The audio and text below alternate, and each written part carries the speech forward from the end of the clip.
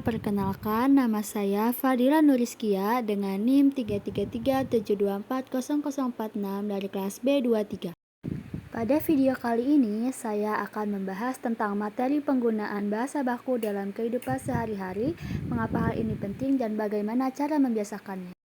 Untuk lebih jelasnya, mari kita mulai saja ke video penjelasannya.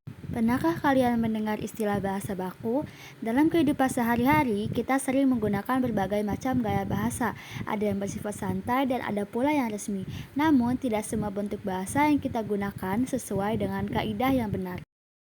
Nah, bahasa baku merupakan ragam bahasa Indonesia yang digunakan sesuai dengan kaidah ejaan, tata bahasa, dan juga aturan penulisan. Aturan-aturan seperti ejaan, tata bahasa, aturan penulisan ditetapkan oleh Pedoman Umum Ejaan Bahasa Indonesia. Nah, untuk penggunaan bahasa baku itu sangat penting dalam kehidupan berbahasa. Bahasa baku digunakan dalam situasi resmi dan juga formal.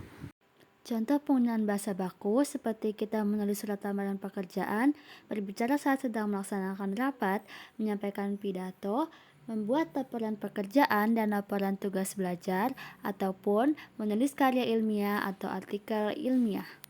Tujuan penggunaan bahasa baku adalah untuk menciptakan komunikasi yang seragam, jelas, dan juga profesional sehingga pesan yang disampaikan dapat dipahami dengan baik oleh semua orang.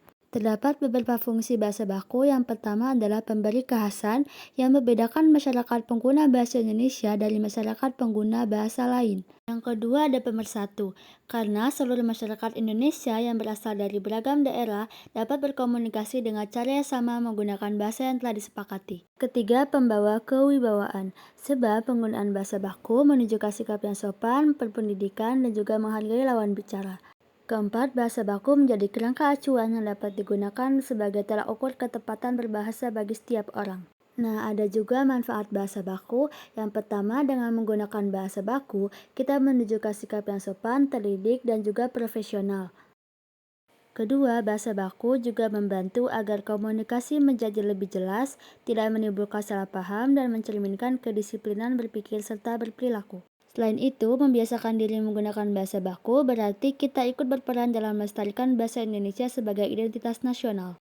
Untuk memahami perbedaannya dengan lebih jelas, mari kita perhatikan beberapa contoh kalimat. Kalimat baku berbunyi ayah membeli obat di apotek dekat rumah, sedangkan kalimat tidak baku berbunyi ayah membeli obat di apotek dekat rumah. Kata apotek merupakan bentuk yang benar menurut Pedoman Umum Ejaan Bahasa Indonesia, sedangkan apotik adalah bentuk yang salah secara ejaan dan tidak digunakan dalam konteks yang resmi.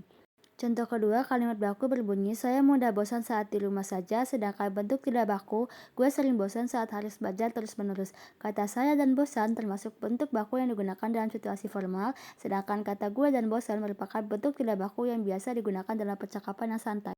Dari contoh tersebut, dapat kita pahami bahwa perbedaan antara bahasa baku dan tidak baku terletak pada pilihan kata, ejaan, serta kesopanan dan keformalan penggunanya.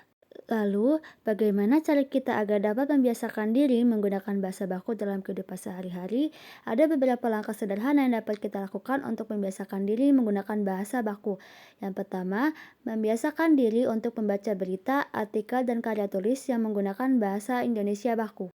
Kedua, membiasakan menulis dengan memperhatikan ejaan dan struktur kalimat yang benar sesuai dengan kaidah Puebi.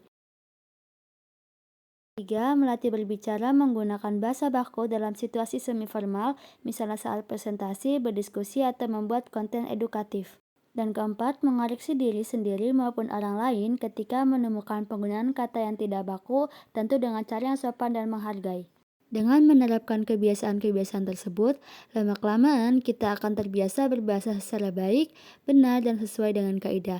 Hal ini akan membantu kita untuk berkomunikasi dengan lebih efektif serta membangun citra diri yang positif di lingkungan sosial maupun profesional. Sebagai penutup, dapat kita simpulkan bahwa penggunaan bahasa baku sangat penting untuk menjaga kejelasan, kesopanan, dan identitas bangsa Indonesia. Bahasa baku bukan hanya sekedar aturan tentang penulisan dan ejaan, melainkan juga cerminan dari cara berpikir, bersikap, dan menghargai lawan bicara kita. Baik, mungkin cukup sekian yang dapat saya sampaikan. Mohon maaf atas segala kekurangannya. Terima kasih, sampai jumpa di video selanjutnya.